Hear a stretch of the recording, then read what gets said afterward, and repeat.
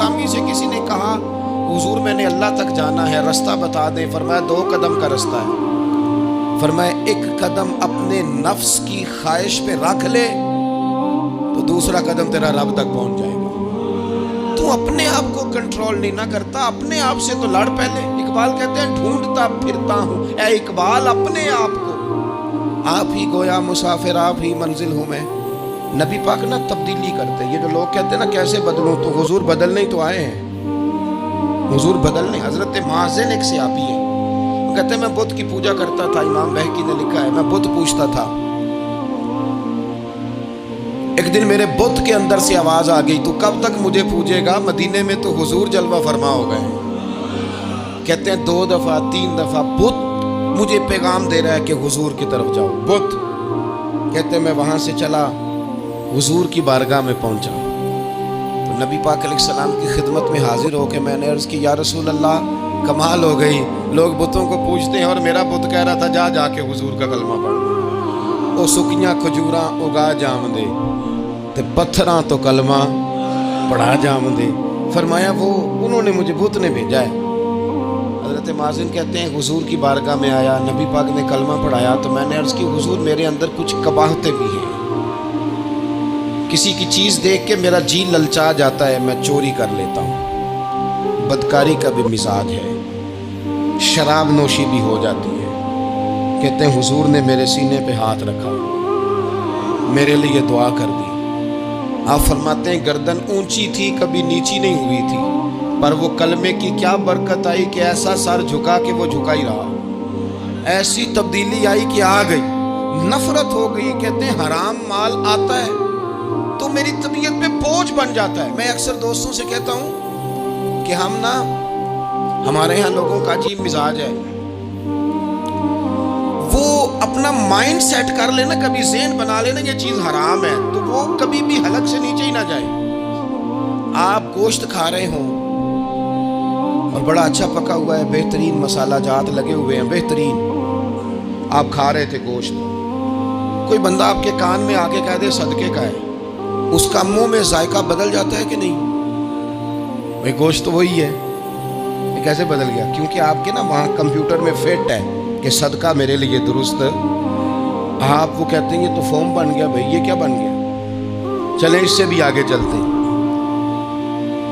آپ کھا رہے تھے گوشت اور بڑا لطف آ رہا تھا تو کسی نے کہہ دیا کہ یہ تو جانور ٹھیک ہی نہیں تھا، بیمار تھا یا حرام تھا، ذبح ہی نہیں کیا تھا، صحیح طور پر ایسے ہی اس کو پکا دیا، مر گیا تھا.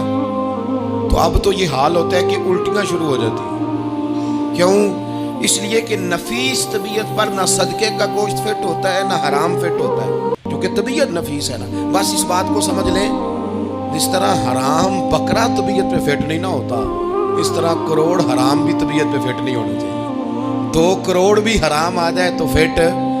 جس دن 2 کروڑ پر بھی الٹی آنے لگ گئی نا، جس دن حرام جگہ پر قبضہ کرتے بھی کہہ آنے لگ گئی، ذائقہ بدلنے لگ گیا، کمپیوٹر میں فٹ ہو گیا کہ یہ میرے لیے ٹھیک نہیں.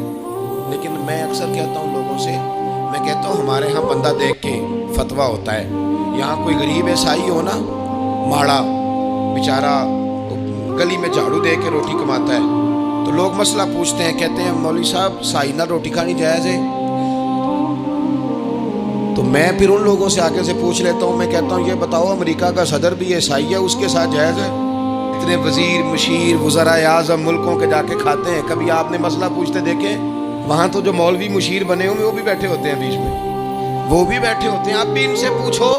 لیکن ہمارا مزاج یہ بن گیا ہے کہ غریب کے حق میں مسئلہ اور ہے اور امیر کا معاملہ ہے تو معاملہ اور اس سے نکلے.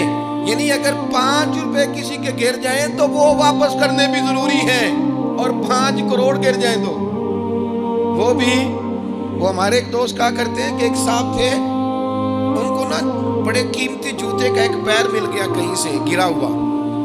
انہوں نے وہ قیمتی پاؤں جوتے کا گرا ہوا اٹھایا اور وہ بندہ تلاش کرنے لگے کس کا گرا ہے. دیر تک وہ ڈھونڈتے رہے ایک پاؤں کس کا ہے، تھوڑی دیر کے بعد انہیں دوسرا پاؤں بھی مل گیا. پھر انہوں نے بندہ ڈھونڈنا بند کر دیا. انہوں نے کہا دونوں ہو گئے ہیں، اب یہ کام آئے گا، لہذا انہوں نے بند کر دی. میرے عزیز یہ تو کوئی طریقہ نہیں ہے نا کہ آپ چیز اگر تھوڑی سی ہے تو اس پر فتویٰ اور ہے، اگر زیادہ ہے تو مزاجوں میں جب ہم یہ لے آئیں گے اپنی طبیعت میں، اور کب تک ہم نے اسی طرح رہنا ہے؟ کب ہم نے اپنے وجود سے کام لینا ہے؟ بیکار وقت کب تک گزرنا ہے؟ کتنے رمضان آئے گزر گئے، کتنے عمرے آئے گزر گئے، کتنی ہم نے دیکھا کہ بس بیمار ہو گئے ہیں، ٹھیک ہو جائیں گے تو پھر اس کے بعد ہم نے کوئی نماز نہیں چھوڑنی، لیکن ٹھیک ہوئے تو بھول گئے، نئی سے نئی بات شروع ہو گئی۔ ہم نے کتنی دفعہ کہا کہ آج کے بعد تبدیلی، لیکن کیوں نہیں تبدیل ہوتے؟ حضرت فضالہ بن عمیر ایک صحابی ہیں، کہتے ہیں میں عورتوں کا معاذ اللہ بڑا رسیہ تھا۔ ابو جہل نے جب اعلان کیا نا جو حضور کو شہید کرے گا تو اسے 100 سرخ اونٹ دیے جائیں گے، تو کہتے ہیں میں خنجر بغل میں دبا کے نا تو طواف کعبہ کرنے چلا گیا، طواف کعبہ۔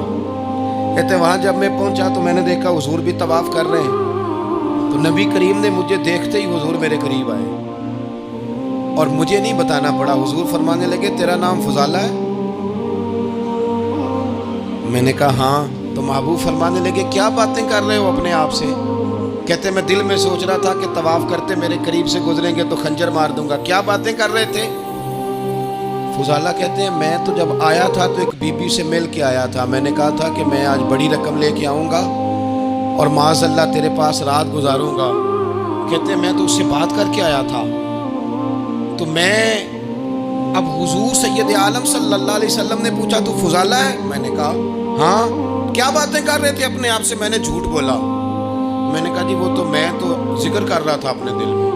کہتے حضور مسکرائے اور مسکرا کے فرمانے لگے چل چھوڑ، جس کام آیا تھا وہ کرتا کیوں نہیں؟ میں جو تیرے سامنے کھڑا ہوں تو کرنا، خیال آیا مسلمان نیک و بد پہچان جاتے ہیں اور آقا آدمی کے دل کی باتیں جان جاتے ہیں، کرنا وہ کام۔ تو فضالہ کہتے ہیں کہ میں کانپ گیا، میرے ہاتھ سے وہ خنجر گر گیا، حضور نے میرے سینے پہ ہاتھ پھیرا، اس طرح پھیرا کہ زندگی میں اتنا سکون کبھی نہیں ملا، اتنی ٹھنڈک کبھی نہیں ملی، اتنا قرار کبھی نہیں آیا، اس قدر زیادہ آزمائش کبھی نہیں آئی۔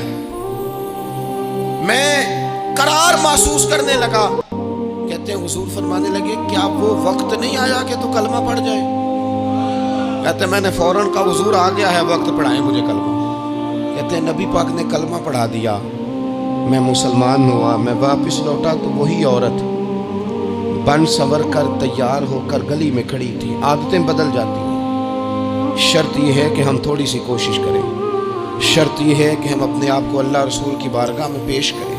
اور میرے دوستوں، میرے بزرگوں، ہمیں سب سے زیادہ تکلیف میں ہماری اپنی عادات نے ڈالا ہے، ہماری اپنی خواہشات نفس نے ہمیں زیادہ آزمائشوں میں ڈالا۔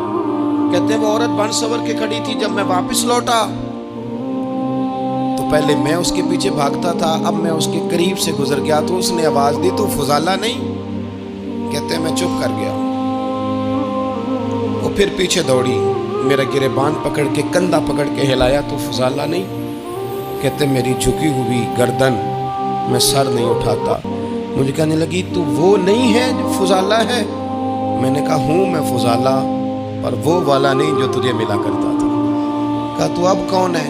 کہنے لگے میرا ٹائٹل بدل گیا ہے، میرا تعارف بدل گیا ہے، اب میں رسول کائنات کا غلام ہو گیا ہوں، اب لوگ مجھے مسلمان کہتے ہیں، اب میری نگاہوں میں جچتا نہیں کوئی، جیسے میرے محبوب ہیں ایسا نہیں کوئی۔ کہتے ہیں بدل گئی عادت، میں وہی ہوں پر میرا لہجہ، میرا مزاج ہی بدل گیا۔ حضرت جریر ابن عبداللہ کہتے ہیں میں کاروبار کرتا تھا اور مجھے بڑا سلیقہ آتا تھا کاروبار، میں سستی ترین چیز خریدنے کا ملکہ رکھتا تھا، لیکن فرماتے ہیں کہ جب میں حضور کا کلمہ پڑھنے گیا تو نبی پاک نے مجھے فرمایا میرا دین کسی کا بھلا کرنے کا نام ہے، الدین النصیحہ، خیر خی کرنا۔